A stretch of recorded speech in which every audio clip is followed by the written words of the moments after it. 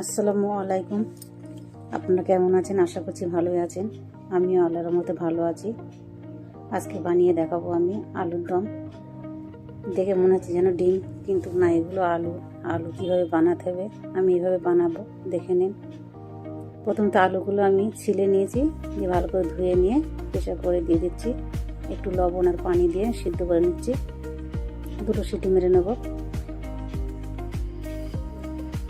আমার সিদ্ধ হয়ে গেছে, প্রেসার করতে নামিয়ে নিয়েছি, সেটা দেখানো হয়নি। এবার আলুগুলো আমি এইভাবে একটা কাঁটা চামচ দিয়ে ছিদ্র করে নিচ্ছি ভিতরে মশলাগুলো ঢোকার জন্য। এইভাবে ভিতরে মশলাগুলো ঢুকলে খেতে ভালো লাগবে। এইভাবে আমি সব আলুগুলো এইভাবে সিদ্ধ করে নিয়েছি। এবার আমি কড়াইয়ে সর্ষের তেল দিয়ে দিচ্ছি। সর্ষের তেলটা লাল হলে একে একে আলুগুলো সব দিয়ে দেবো।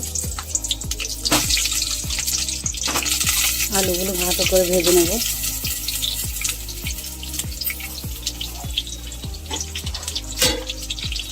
আপনারা যারা না বানিয়েছেন এইভাবে বানিয়ে দেখবেন, খেতে ভালো লাগে।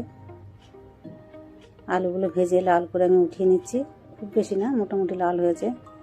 ওই তেলে আর একটু তেল দিয়ে দিচ্ছি, দিয়ে আমি দিচ্ছি দারচিনি ফোড়নে, তেজপাতা আর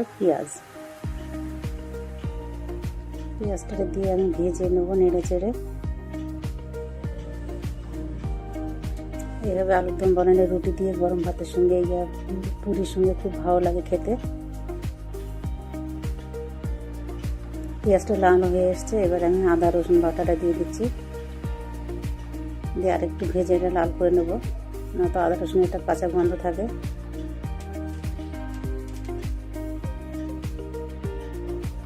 আদা রসুনটা আমার ভাজা হয়ে গেছে। এবার একটু পানি দিয়ে দিচ্ছি পরিমাণ মতন, না তো নিচে জড়িয়ে যাচ্ছে। এবারে দিলাম আমি এলাচ 2-3টে ফাটিয়ে দিয়েছি, পরিমাণ মতন লবণ, হলুদ গুঁড়ো, লঙ্কার গুঁড়ো, ধনের গুঁড়ো দিয়ে আমি ভালো করে মশলাগুলো নেড়ে নিচ্ছি। যতক্ষণ তেল না ছেড়ে আসবে ততক্ষণ ধরে ভাজতে হবে। তারপরে একটা টমেটো বেটে রেখেছিলাম, সেটা দিয়ে দিচ্ছি।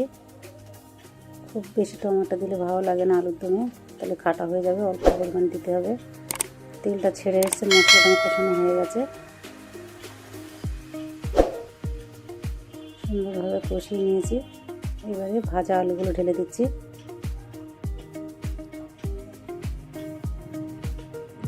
একটু নেড়ে চেড়ে ভালো করে আমি পানি দিয়ে দেবো। আলু তো আগে সিদ্ধ করা, খুব বেশি পানি দেবো না, বেশ 5 মিনিটের ভাবে রাখার মতন দেবো।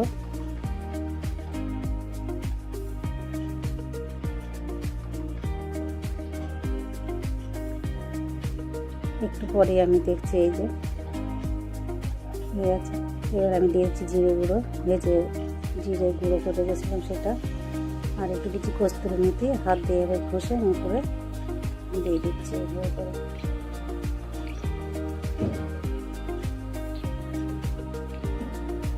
একটু জাস্ট 1 মিনিটের জন্য চাপা দিয়েছিলাম।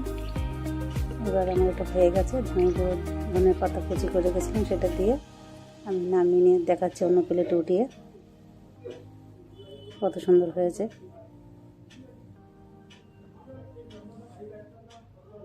দেখতেই পাচ্ছেন।